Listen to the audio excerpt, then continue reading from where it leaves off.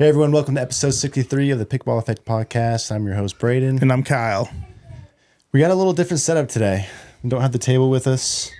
Got some stands, some couches. You gonna tell them why, or? Yeah, so the big release of the carbon true foams is coming out. Everyone's been waiting for, this is longer than the ripples even. I was gonna say forever. For so long. They haven't re-released it 3 times like a ripple, but nonetheless, it's been a long time. Still a lot of hype around it. It's getting close. And so the owners or co-owners, Kyle and Garrett, they're flying in to Boise tomorrow. And I'm going to interview them. So there's going to be 2 of them and me. And I'm trying to reconfigure some sort of setup within this studio to accommodate all 3 of us. Looks good. It won't be perfect, but I looked at other places to rent that would accommodate 3 people better. And at the end of the day, I was like, I'd rather just use my own equipment, try to figure out some sort of scenario we can get all of this in here. But I think it'll be good. I've had the question doc set up for a bit. We're all reviewing it right now. And I think they're going to be on some other podcasts and things. So it'll be fun to hear their perspectives and what others can get out of them. But I'm really excited for that interview. I think this release is significant and is a big jump in technology and a different way of thinking for paddles. And it warranted a big enough like situation where I wanted them to come in and I wanted to talk to them and make it a little more special, a little more, something more than just a Zoom call kind of deal. Yeah, I love it. Yeah, and they were up for it. And so it was pretty cool. So I'll be releasing that interview with my review when that does come out. Okay. Before everyone comments a million times, we don't know the release date for the paddles yet. We just know it's soon. That's all they keep saying. I saw today that it's within the next 6 weeks, as somebody posted. It's got to be sooner than that, I would think. We'll see. I don't know. But yeah, I'll get what I can out of them on the date. You know that they're wanting getting it out. Oh yeah, as much as anybody else. I can't even imagine what their DMs look like. Oh, it's got to be wild. Every day, somebody's probably like, "When's it coming? When's it coming?" Oh, it's probably been like that for the last 6 months to a year. I was going to say 8 months. Yeah, it's been a long time. But I'm really excited about these. I've switched to the Carbon 2 True Foam as kind of my go-to. If I'm going to go play in a tournament tomorrow, that's when I would play. Really digging it. But I'll dive more into that later. So today we're in episode 63. We'll do our weekly update, which is we got a fun little new format that we're going to talk through that we played this week. A story around moneyball, 3-0 to 5-0. You got your tip. Kyle's Corner, we got some action around Selkirk again, and this time with QD, not with another brand. We got with a player. And then another QD story with him and Ben. Oh, yeah. QD was all over the place. He's all over the news this week. And then for Paddle, Babble, and Gear, dude, Franklin Frenzy is what I'm calling it. Dude, I've never seen this much hype about a Franklin paddle. No, right? Ever. Yeah, it was kind of bizarre. And I was fielding a few questions. We were trying to get some information on their new paddle that's come out. So we got some information we can share there. We're going to talk about a facing layer experiment I did, some hot list updates to my website, the core shapeshifters, a new bag I was trying out. And then for the Q&A, there was a question around how tungsten affects different paddle shapes, which actually has some interesting results. It's kind of what you expected, but not the exact same. So that'll be fun. So starting with weekly update, you and I played Friday morning. We've done these Friday morning things a bunch of times. Very early, 6 in the morning's the start. Yeah, these are always fun, and they're always mixing up, trying to do new formats. And this was the first time they tried this new format. So it was the second time they've ever done it. This is the second time. First time we've done it. Yeah, first time we've done it together. Yeah. Have you done this? I did it before? one other time the week before, and I was like, "This is the format we should do." Yeah, I really liked it. So it's a king of the court leapfrog. Is that what you want to call it? Exactly. So it's a king of the court where certain courts you either jump an extra court or you drop an extra court. And the point being that way, because a lot of the king of the courts, just the way it filters out, the top court usually only goes down and up 1 or 2 courts, and a lot of the games end up being the same teams over and over again. Yeah, so the traditional king of the court, if you win, you move up. If you lose, you move down. So you're all right. The top, you have the king court, the second and third place courts end up being the same people. Exactly. You see the same people over and over. You don't mix it up. And so the idea of this format was, which apparently was invented by Duster. By none other than Duster, He's Duster's a legend here. And I guess like I've never heard this before. Nah, this was from his brain. Yeah, he just came up with it. He just came up with that. He's like, maybe somebody's done it before, but he's like, I just thought of it because I was trying to think of a way to make, because it was happening to everybody. We're just playing the same teams over and over, and it wasn't fun. But everyone likes that idea of the king of the court where you advance, you play better teams, and the group kind of sorts itself out, and you end up playing people closer to your abilities. Absolutely. So I texted him and he sent me, his formula. So if you want to try to mimic this, you can replay this piece. But he says, so 1 stands for king's court. 8, you could do this with 4 courts or 8 courts. So assuming in 1 is the king court, he says 1, if you lose, 1 drops to 3, and then 4 goes to 2 if you win, and then 5 goes to 7 if you lose, and 8 goes to 6 if you win. So this way you're flip-flopping more. You're not seeing, I think we played how many games? 8 games maybe? 8 games, and I think we played the same team once or twice. Yeah. And so I was a fan of it. This was really cool. Plus, if you start lower because your duper's lower, usually they'll switch you by duper, you can kind of jump up quicker. Oh, yeah, you can get there quick. You have a good streak of runs, and all of a sudden you're up there. Yeah. So it doesn't take 4 or 5 games to get to the top, and vice versa. You can drop real quick. Exactly. But really fun. I think that's a cool one people should mimic and use. I liked it over the traditional king of the court for the reasons we mentioned. Last thing for weekly update, at least on my end. So I played in a moneyball. They started doing these twice a week here in Boise. I've done these a couple times. This one on Saturday morning, I played with Nick Wade. We actually won moneyball a month ago. So this was our second go at it. There was a lot of really good teams. The way they had it set up was 2 pools of 7, top 4 from each pool advance to a single elimination. And then you just play that out. So we had a good win in the semifinal against a team.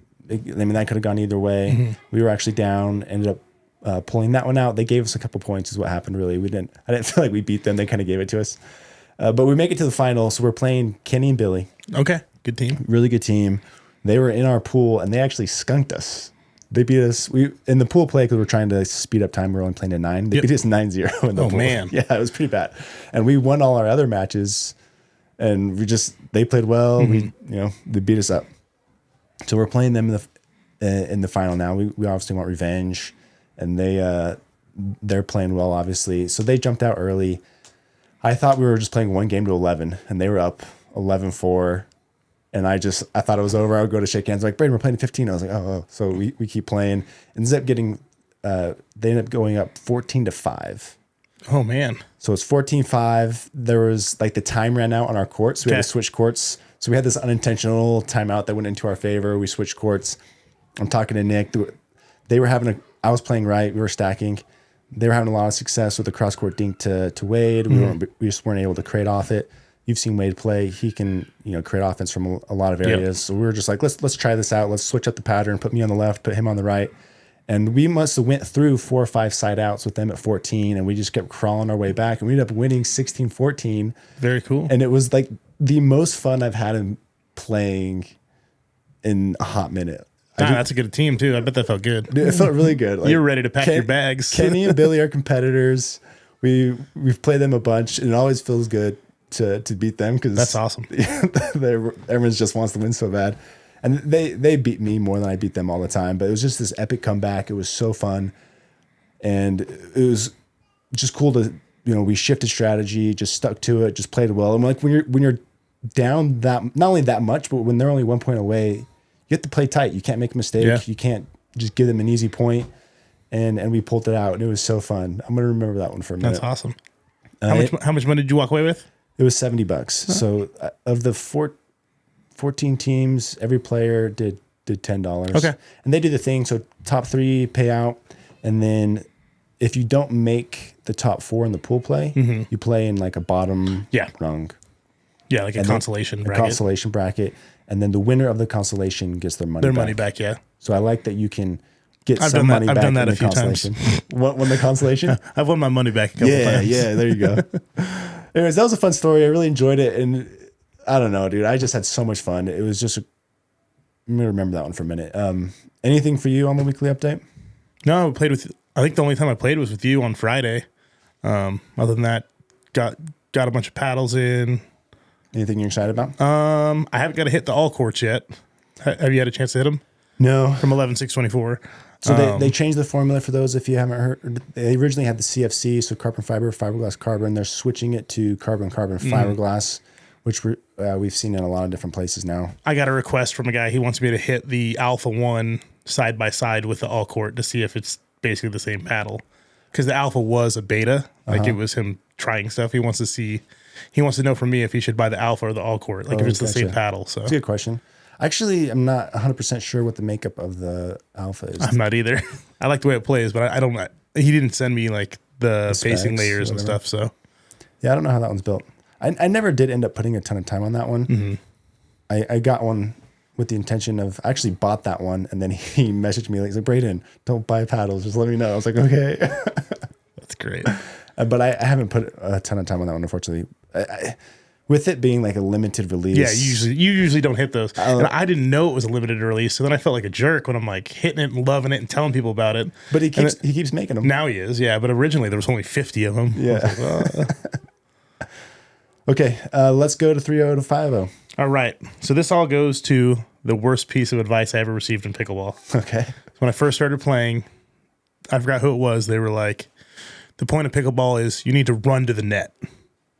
Like, that's like the goal, run to the net. Terrible idea. DJ was kind of telling me to do that a little bit. Certain scenarios. It's different now, though. Okay, it depends. I know what you're saying. It depends on your level. I'm just giving you a hard time. For like us, like if I know your drops are good, yes. It's different though. When you're at that like 3.0 to 4.0 level, your drops are not good. So you need to get comfortable in the transition zone. And this is where I said get comfortable in the uncomfortable. Most of the time in that area, your drops are going to be high. You're going to be digging balls out of the transition zone a ton. So my favorite drill for this to get comfortable in the transition zone is basically your partner stands at the net, at the actual net. Like inches from the net? Yes. Like at the net, they feed you the ball and you try to hit drops. So no matter what, your drop is high enough for them to speed it back up at you. So the pace of the ball is coming quick and you're just trying to hit drops. And it just helps you digging balls out of the transition zone. You just work your way back and forth. And the drill was called impossible drops. Because you're kind of moving up a few feet, moving back a few feet. Yeah, just getting really comfortable in that transition zone. Because I think the biggest skill to have to basically get 4.0 plus is being able to not freak out when you're getting pounded in that transition zone. I like that. So having the person at the net so close is just consistent balls coming back to you. I imagine they're being a little more cooperative. They're not just slamming. They're not slamming it hard, but you're putting some pace on it. Yeah, you're not supposed to. You're not giving them easy balls. Like they should be hard and aim for their feet, just to get real comfortable hitting balls out of the transition zone over and over. And you get a lot of reps when they're up that close because they can hit anything you drop basically. So no, I like that. And I was giving you a hard time. Yes, you don't run to the net every time at any level. Yeah. You have to assess the drop. If it's a good drop, you can put more pressure there. But not all of our drops are great every time. And you have to kind of pick when you want to advance it up. I have played with people that I know their drop is going to be good though, and I will just run because I know they're going to hit a good drop. Yeah, like, if you play with like if I'm playing with something, or Susanna. Yeah. Like I know Susanna's top spin drops going, so I'm like I'm just going to go. Yeah, and when you watch pros, that's very common where the person not dropping cheats a lot. Yeah, you got to trust your partner. Yeah, trust your partner. But if Kyle's your partner, you're going to get blown up. So get ready to dig it out of the transition zone. I'm the same. Yeah, I mean those guys were hitting it 95%. Exactly. Yeah, exactly. So they're playing odds. Yeah, that's my tip. I like that. It's one of my favorite drills, and I do it often when we drill. So. I like that. I've never done that where my partner's standing right at the net. Usually they're just at the kitchen. Mm-hmm. It changes the game when they come to the. Kirk's the one who taught me that. Yeah. When they come to the net, it changes that drill immensely. That's good. Another skill to have there is letting balls go. Oh yeah, that's a tough one there. So when you are doing that drill, if they hit one high, let some go by and just see where it lands. Yeah. Get a feel for the pace and the height, so you know when to let those go. I still suck at that. That's a tough skill, letting balls go. Good drill. I like that. All right, Kyle's Corner. First order of business, Kyle's Corner. Quang Duong, signed by Selkirk. He is being sued by Selkirk. His contract is not up until April. He's been using other paddles. Even in competition, he was using the Proton this week. Apparently, he was auctioning off unreleased Selkirk prototypes while he was in Vietnam. So all that information came from a post like a blog post from Selkirk, right? Yeah, Rob press shared. release Yeah. type of thing. Oh yeah, it was an official Selkirk statement. Yeah. This isn't like hearsay or. And for those listening who weren't following this news, so he's been posting a lot of videos on his Instagram of him testing different paddles. Hitting the Yola, hitting the Proton. I'm sure he hit a few others, but those were the notable ones. I just assumed he wasn't under contract with Selkirk. Yeah, But apparently it's until April. There's got to be some sort of clause in there about not doing that kind of stuff, right? I'm sure. And so he's playing in the Tournament Masters was this week. It was one of the Grand Slams. It's one of the bigger tournaments of the year where everyone wears white. In the middle of a match, after a missed play, he missed it into the net. He stops, goes over to his bench, puts down the Selkirk, and pulls out the Flamingo from Proton. How good of marketing is that? Do you think that was planned? I mean, the conspiracy theorist in me, like, I would not be surprised if that was planned. Like a ploy by them to try to get in good favor with Proton and get a good deal? Well, I think he has a deal coming from Proton anyway. I am curious if like Proton's going to just cover, because I'm sure like the fee or whatever they're going to settle for is going to be whatever the amount of money that lapse contract would have cost. Like if he gets paid $100,000 a year, it was a quarter. I'm sure he's going to owe $25,000 or something like that, or in that realm. Yeah, that was quite the quabacle. But what's that word? Debacle. That sounds like the same meaning as debacle, though. I don't think quabacle is a word, but that's another one though. The Proton Project Flamingo is hyped right now as the C45 from Franklin. Like both those paddles right now there's a lot of buzz around them. Yeah, we're gonna talk about that Franklin here in a sec. So, anyways, that was interesting news, and then that's when Selkirk responded with that official press release saying this is why. Are they actually suing him? Like that's for real? I am like 99% sure he is being sued for this because he's breached his contract. Yeah, I mean a contract's a contract, and like, right? And that's the thing. He didn't even like stop. Like that came out and the tournament was still going on. He just kept using it. Yeah, he didn't. Yeah, the next game he kept playing with the Proton. Oh, exactly. So he was like, basically F you. Like, oh my God. Which I'm like, to me, I'm like, is that a red flag to the next company that sponsors them that they would just disrespect your contract like that? Because like, if I was the brand owner, that would be a red flag to me. Oh yeah, I didn't even think about that. Totally. Because like, I value loyalty. Yeah. Even if he feels his contract, because Selkirk gave him a shot before he had proven anything. Like they signed him early. Yeah, they did. He is doing great, and he is rising up to the ranks.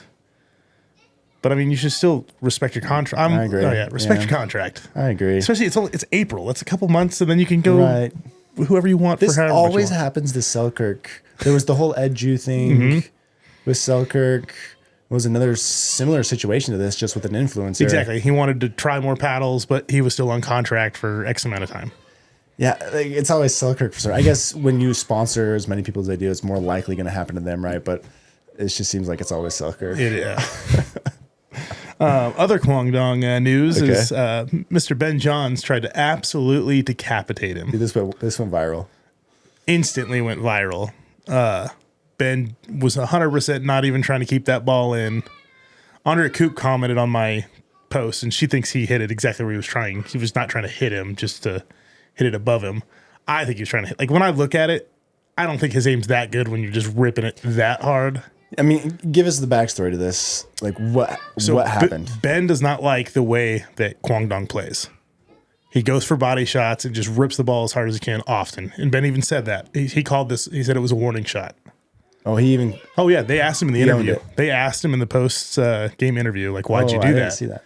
And he said, if he's going to go for body, I'm going to show him we can play that kind of pickleball too if we want to. We just choose not to. So consider that a warning shot. Was there any response from QD? No. Not a public. I mean, maybe on Facebook, but I haven't seen a public one anywhere. What do you make of that? Do you think? I think Ben's at the right. I mean, Quang Duong is known to just absolutely rip balls at you. I do think the way Ben hit it was a little aggressive, and I did hear that it hit somebody in the stands. Oh, that's how far it went? Like, yeah, I mean, that was it went over his head and into the stands. Yeah, oh yeah. He crushed that ball. Like that ball's probably still in the air. Oh my gosh. Did QD stop after that? Did he stop going for the body shots? Well, they lost real quick after that anyway. Like they were way up. I didn't know that it's well known that QD intentionally goes for body shots. Oh, I mean, it's just the way they play. They just absolutely hit as hard a drives as he possibly can, hoping that he can pop up. Hard as drive, of course you're Yeah, but he goes at the body, and it's just not. That's not the same. You're talking about like speed ups and things. Yeah. Okay. But he'll go from mid court. Like they're not always like at the net. Like he'll like from anywhere on the court, he'll just do that. Well, yeah. I mean, is he intentionally going for body? I mean, to Ben, he sounds like. I mean, if it's enough that Ben doesn't like it, like I feel like I'm not the pro, so I'm not the one there taking it. Interesting. All right, what else you got? Let's see. What else did we have? Local news. So Manitou Park, which is our local park. Yeah, there's been Manitou's come up like 3 or 4 times. Always in the news. I mean, this is if you go back and watch Braydon do his like 3-0 to 5-0 in one game, that's where he did it at. It's a great park. Do you play Manitou much anymore? No, because of all this drama. Okay. But I got a call that the homeowners are actually suing the city because of the courts.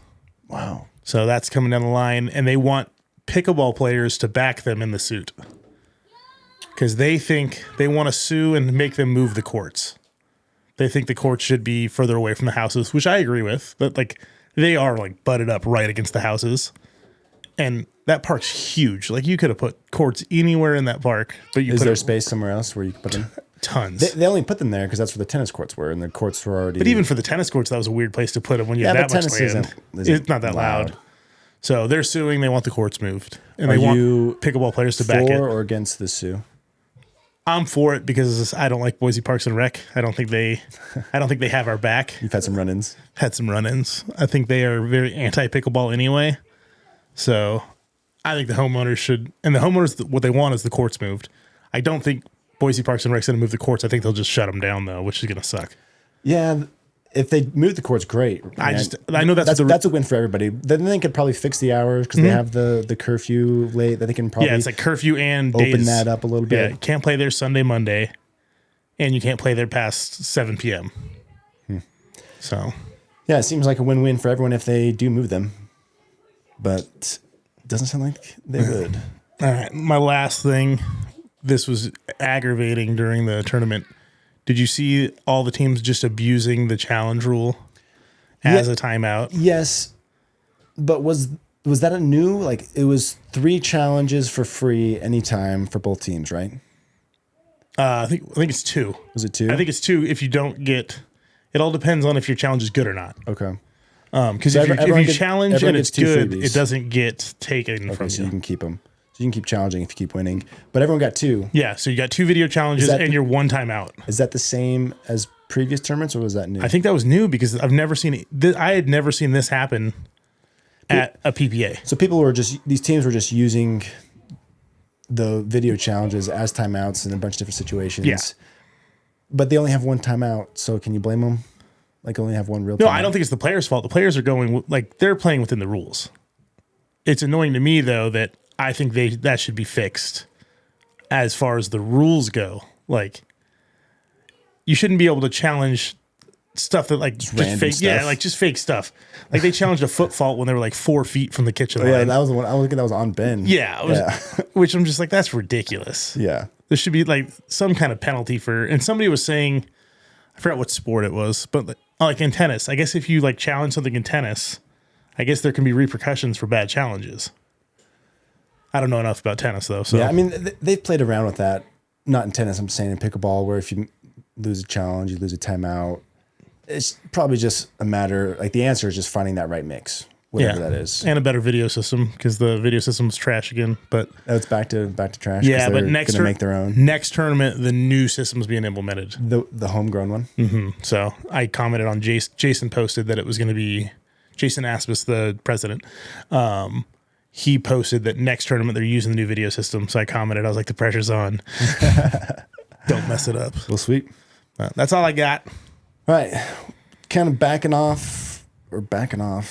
piggybacking. I just know my phrases. I know my phrases. You're a great one-liner. Piggybacking off yours, going into paddle, babble, and gear, we're going to talk about the Franklin Frenzy. So Franklin's got a new paddle called the C45. No one... We had gotten an email about it maybe a couple weeks ago. I didn't really think twice about it. I don't think the public really knew about this paddle At all. until this tournament. So Yes. this tournament was the first tournament Franklin players. So notably, you have the Johnsons Yep. and Patrick Quinn. Yep. I think Patrick Quinn was probably getting the most notice for it. But when he was playing, and anyone playing with the Franklin, it just sounds very different. Yeah, it's like a deeper deep, yep. thud. And for whatever reason, the internet was just like, what is that? Mm-hmm. Tell me more, Franklin. Patrick Quinn has been kicking butt with any paddle, but he obviously was playing well with this one. Matt Wright challenged it. Oh, that added to it. That added to what it. was that? Well, Tell us that story. he wanted to challenge after he won. He wanted to challenge his paddle. Yeah, but there's some crazy. Someone was telling me this over the weekend that if you challenge a paddle and you lose, it's like $1,000 fine. Yeah. So if Matt challenges his paddle, and the paddle's good, Matt has to pay $1,000. Yeah, which I think is pretty crazy. You just better be confident they got a shady paddle. That only added to the fire of the interest around this paddle, and I probably got 3-4 DMs from people who are asking if I knew anything about the paddle. Did you? Oh, tons. You got a few? Oh, tons. And then that's why I started emailing Franklin, and I got a bunch of more information. So yeah, and then Facebook, was talking about it. Oh yeah. And so, yeah, you talked to Franklin. We got an answer. Well, some information around the C45. So I'm just going to read the email he sent. They said it's fine to read and share. So this is the information on the C45 that we were able to get. So the C45 will carry a retail of $229, and of course our discounts will work on it. Stock weight will be around 7.6, 7.7. The paddle contains foam channels that are being done using CNC cutting. This ensures all foam channels are 100% identical for consistency purposes. We've used thermoforming in a way which has not been seen in the market yet to expand the life of the paddle.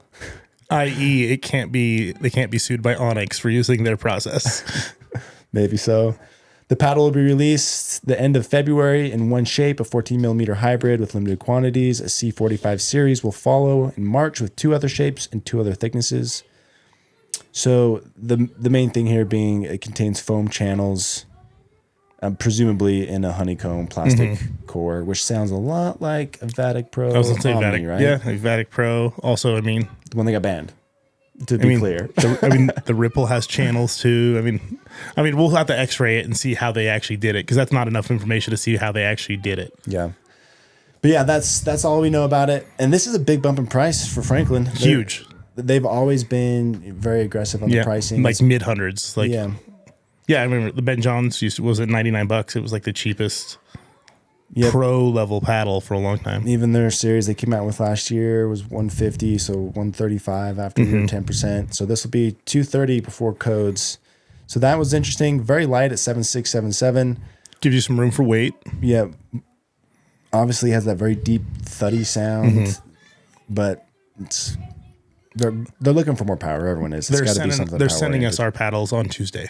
So we'll get more information this week, I think, even on top of this that we'll be able to share next week. And we'll have to hit them because there's obviously a lot of interest around those. But that's all we know. Franklin C45 information. All right. I want to talk about this facing layer experiment I did. So I published a video on YouTube this week with looking at the difference between Kevlar titanium and PET. Kevlar, PET, and carbon fiber. So I got a series from Holbrook, their Aero series. This was what enabled me to do this experiment, is because they have 3 paddles that are all built the exact same other than the facing layer being different. And so this was the best series that has some sort of like control built in for testing facing materials. So because beforehand, it's been a little bit all over the place. Yeah.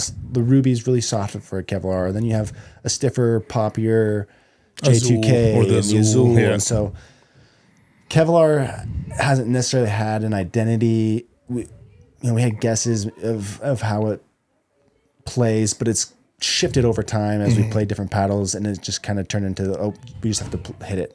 Kevlar doesn't really give us any information about how the paddle plays per se. So this was a chance to go look at these 3 different faces and have some sort of clarity around how these compare to each other. So I took all 3 of those paddles, did my power, pop, and spin tests. I took 10 measurements with each one, and Kevlar of the three came out on top for power and pop, but it was just marginally, right? Nothing crazy, but just a little bit more offensive than carbon fiber and PET/titanium. And then pop, they were all just super close. It's really hard to say one's poppier than the other, though Kevlar again did come on top. Spin was pretty much a wash.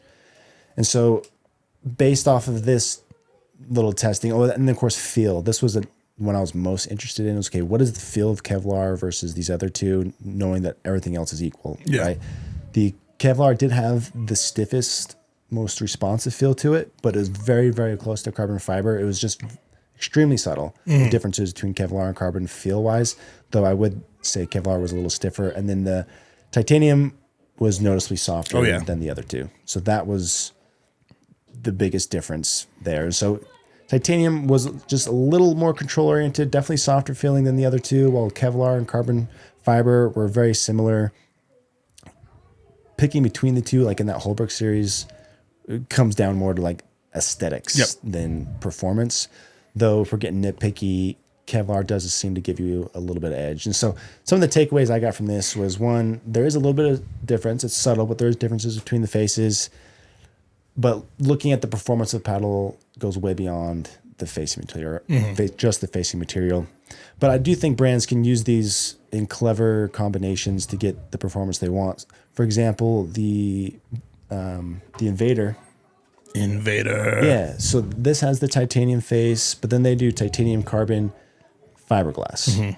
And fiberglass gives you that little extra offense on some pop and power, but it does make the paddle feel stiffer, right? So the titanium kind of combats the feel of the fiberglass, where it feels more pleasant, less harsh, very familiar, almost control type feel, but you still get the benefits of the fiberglass. And so I thought this was a clever combination of facing materials where you're using the softer, feel of the titanium to offset the feel of the fiberglass, but then you're still getting those other benefits. And so I think there are ways you can manipulate and use these layers to get the exact performance you want.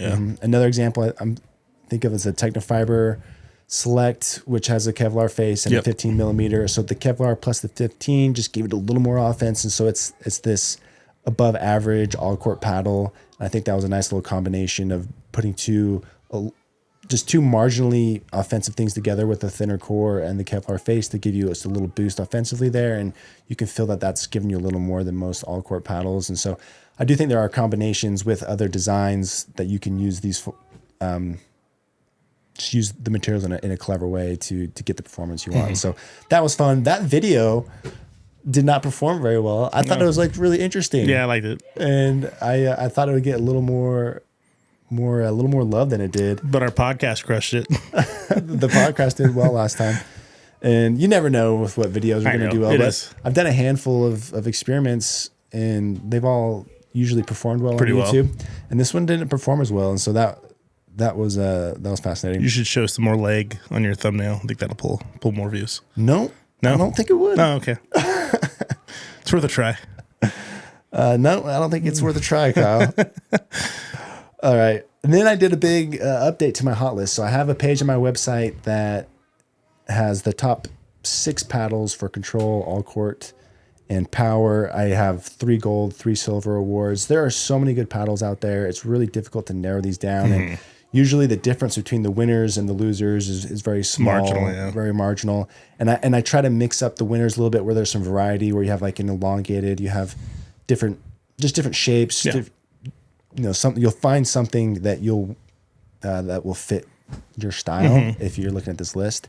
And this list gets a pretty good amount of action on from Google and different things, and a lot of people reference this. And so I've been doing this list for years, 4 years maybe, and I give it a big refresh every January, and then we'll just update it a little more casually throughout the year if there's something that obviously fits in and displaces something else. But I gave that a big refresh.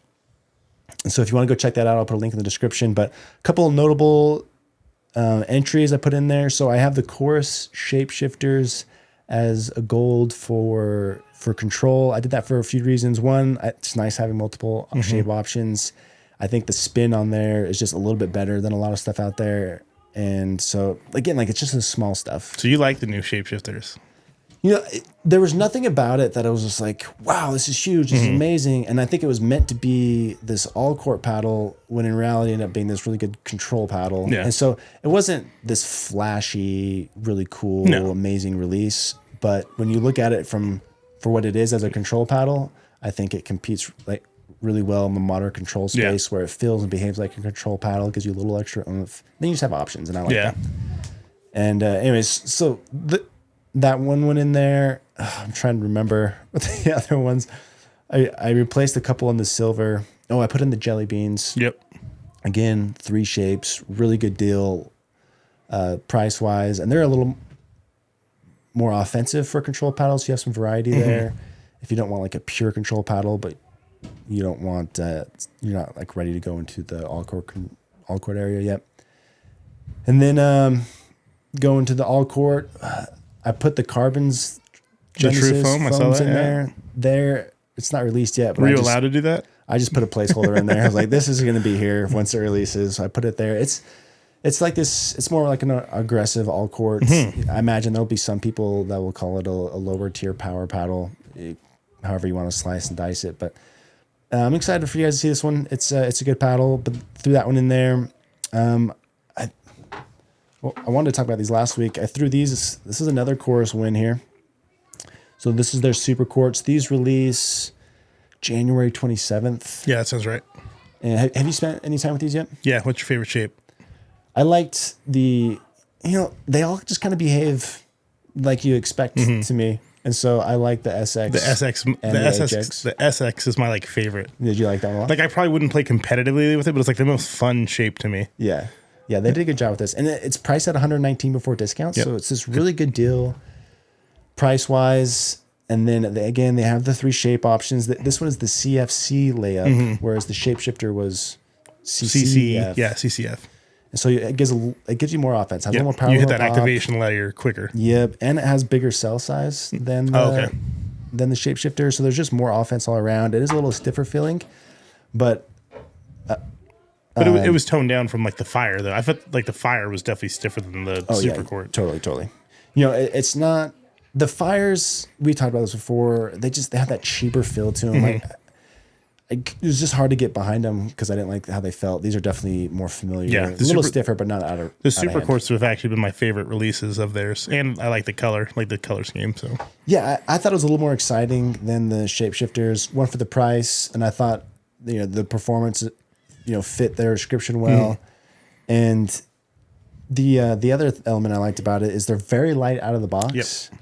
However, the twist weights are strong. They still felt forgiving out of the box. Not oversized, big sweet spots, but good.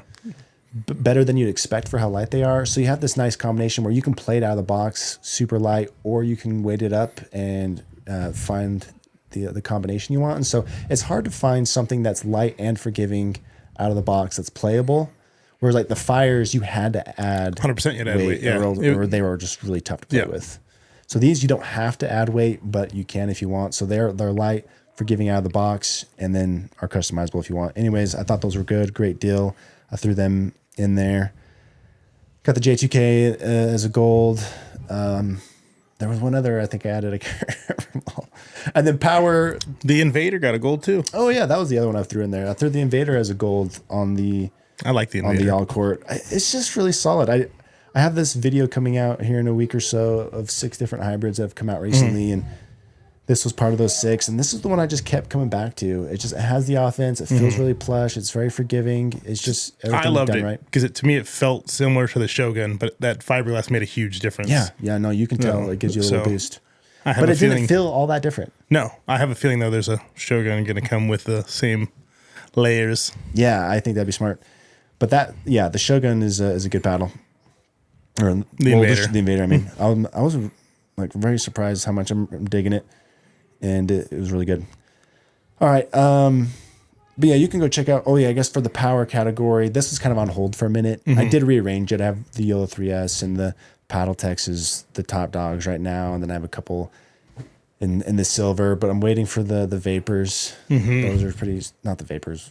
The Power. Do they even have a name? 11624 Power Series. That's just what it's called, the Power Series. But the Vapor Power is my favorite one.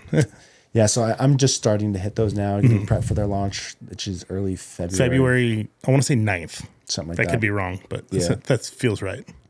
I think those will fall in nicely into... Would make a great Valentine's Day gift for your significant other. There you go. Yeah, body bag me with this. Yeah.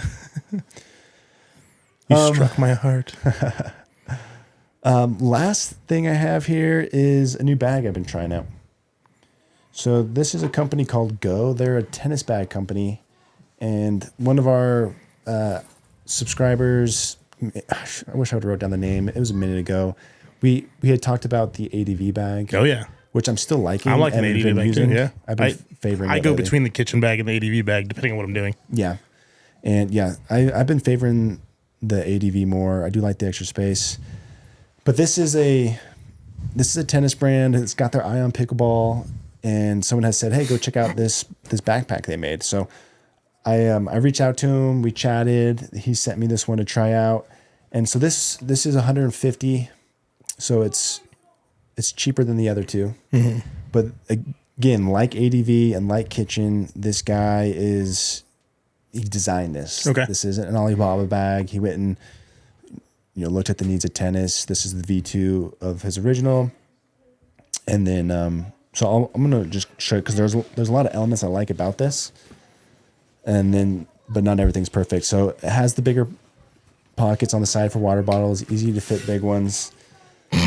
Then it has a big accessory pocket up here that you can fit a ton of stuff in. And then when you open it, I guess before I go, so the paddle sleeve in the back is kind of like the ADV one a little bit. Okay. But you can only fit 2 paddles, which is one of the bummers. It's even like a little tight for the 2. You can fit any 2 paddles in there, but they are a little squished. I wish you could fit 3 in there. Mm. That would be nice. But that's where you put the paddles in the back. And then what's cool about this is my favorite feature, is you can put the shoes, you put the shoes in the bag on the side. Okay.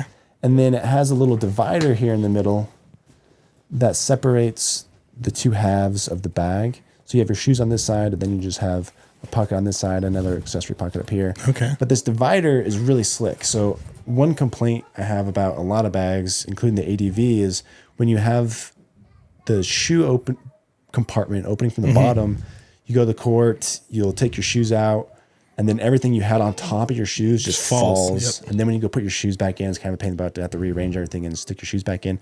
But this way, when you put them in through the side and having that divider, anything you have on the compartment on the side doesn't fall into the shoe compartment, so that it stays available. And if you don't use your shoes, then obviously you can use the whole bag. And so I thought it was a really clever way of how they made the shoe compartment with that little divider. It's almost like a camera bag. He said he got the inspiration from camera bags, how they have with the dividers. With the dividers. Okay. And so really clever design. And it's a little bit on the cheaper side compared to the other two. The materials are still super nice. A lot of good things about it. But yeah, that's another option to consider if you're looking at bags. I feel like this one, the ADV, and the Kitchen are the 3 bags that I've enjoyed the most. And they all have a similar vein where they have an owner they're actually making these themselves. Mm-hmm. They're taking feedback from people. Yeah, it's not just a branded Alibaba bag. Yeah, and so they're one to keep your eye on. So go check them out. That's Geau Bags. All right. Anything for you on Paddle Babble this week? No, not really. Got a few more paddles coming. Oh, I've been hitting the AVOURA some more. Yeah, you've been playing a lot. You lose that on Friday. Yeah, I like it. It's the... When's that come out? 16th of this month. Okay. And I'll have a code and stuff too. But I need to reach out to them. I need to get one. It's he hasn't reached out to you yet? No. I told him to. I like it. It's got a very heavy twist weight with that metallic gel it uses around the sides. Is that in the honeycomb? Mm-hmm. It's on the outsides of the honeycomb. Have you ever seen Players Pickleball? I guess it's the same. Somebody said it's very much kind of the same vein. That's what I thought of when you first said that. Yeah. So it's funny because I looked that up and it looked like they used kind of like gel rods like in the honeycomb. Mm-hmm. This is like applied to the outside of the honeycomb. So it is perimeter weighting. Oh, so it's almost like traditional foam perimeter. Yeah, but they actually use this gel. But they use the gel instead of that, whatever the foam is. So it's got like a 7-something twist weight, even though it's a pretty Like it's pretty light. I like it. It doesn't have a ton of baseline power. It's definitely meant more so to be poppy, like at the net. It does have a lot of pop at the net. Resets are pretty good. It's a 13 mil, and I usually don't like those Dawsons. They love those skinny paddles, don't they? They do skinny paddles. And somebody was saying you have to put your index finger on the paddle to play with it. You gotta play like Callan, otherwise you can't play with it. Does the dad do that too? So I don't know. I don't think so. That's funny. But nah, it's one to watch. It's different. So. And you're starting your YouTube channel. Are you going to interview these guys? Oh yeah, I'll interview them. Probably Steve Dawson. You should try and get something out for the release. Yeah. Well, we'll see. I got a few more things I got to put in my set. You're doctoring up your studio. It's going to be okay. I mean, I just got to get a few things up. I think I'm going to do like some floating shelves and put some of my favorite products on it or something. But nice. I'm getting close, and doesn't need to be perfect, dude. Just get it going. I've talked to that interview done. I've talked to some brand owners about who I'm going to interview, so it'll be good. Yeah, I'm excited for you to do that. Yeah, go make that your first one. That'd be a good one. I don't think that paddle is circulating, so you're one of maybe a few that have it. Yeah, I don't even have one yet. I know. Go get that interview. Add your thoughts about how it plays. That could be a good one. That'd be a good starter. I'm trying to remember if I have any more coming this week. Something's in the mail and I can't remember what it is, but we'll find out next week. I'm excited for check out the Yola 4 series. I'm gonna go check those out, and that'll be cool. That's only a month away. Yeah, that'll be here before we know it. You're going to that event now, right? I am, even though they changed the location.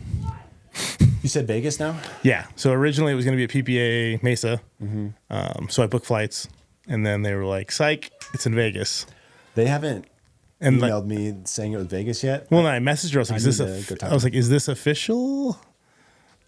And I haven't heard anything back yet. So but yes, maybe not Vegas. Yeah. So I don't want to touch my flights till I know for sure. That'll be cool. I'm glad you're going. I'm hoping it's Mesa. I'd rather it be there. It'd be fun to tag it along while they're pros. Well, there's just a bunch of brands that you could meet while you're there too. Because I wanted to meet the flick weight guys and meet the slice guys. Yeah, those guys are both in. They're all down there, and the Proton guys. There's a lot of Arizona pickleball brands. So. Yeah, there is. Plus, Aaron's there. He didn't even know we were coming. I talked to him on the phone. He was like, "Oh, I didn't know you guys were coming down here." I talked to him about it. Well, he didn't know that the other people were. He knew you were because he said you were staying with him. But yeah, if we ended up going there. Yeah.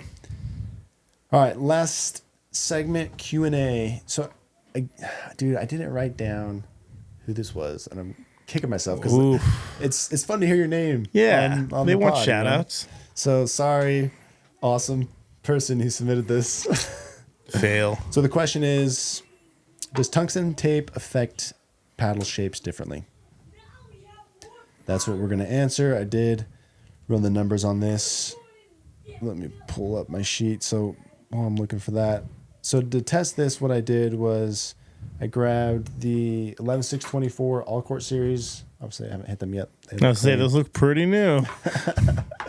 But the reason I picked these is because there's a wide body, a wide body, a hybrid, and an elongated. They all have the same handle length. Mm-hmm. So if we put the tape on the same spot of the head, presumably they're all going to start in the same spot here at the bottom. So I put 4 grams of tungsten on each side of the 1 gram. So this is 4 inches of tape starting right at, just at the corners. Yeah, that's usually where I start my tape. Yeah.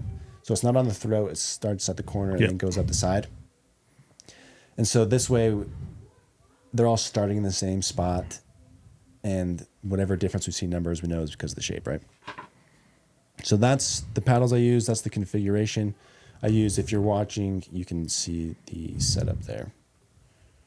All right, so swing weight difference, starting with the wide body, it went up 3.06. The hybrid went up 3.04, and the elongated went up 3.22.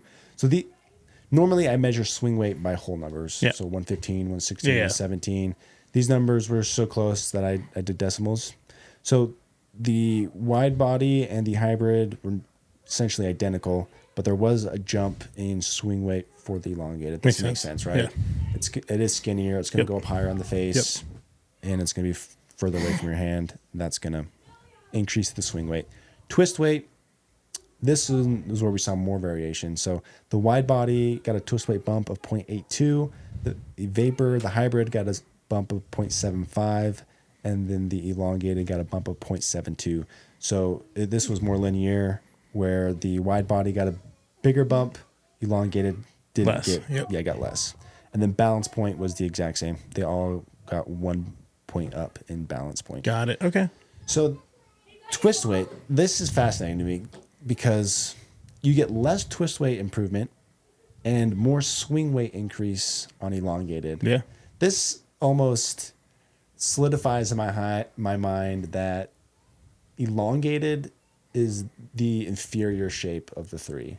If you want to customize it, it requires more weight to get a twist weight bump, which in turn increases your swing weight even more. So it's harder to customize an elongated shape. And then the sweet spot comes in tighter, so it's the shape where you want to add more weight to improve the sweet spot. And so it comes in with a smaller sweet spot. It's harder to customize. The swing weight's higher out of the box. Every time you try to customize it, get the way you want, it inflates the numbers more than what happens with the other two. So in my mind, I think elongated is the inferior shape, and hybrids and wide bodies are the best. They're the way to go. You can customize them the way you want with less effect. I can add less weight to a wide body and get a bigger bump, same effect as elongated, exactly, and it starts lower. Yep. So if I'm gonna add 4 grams, or let's say I wanted to customize these shapes, and I left the hybrid or the elongated the same.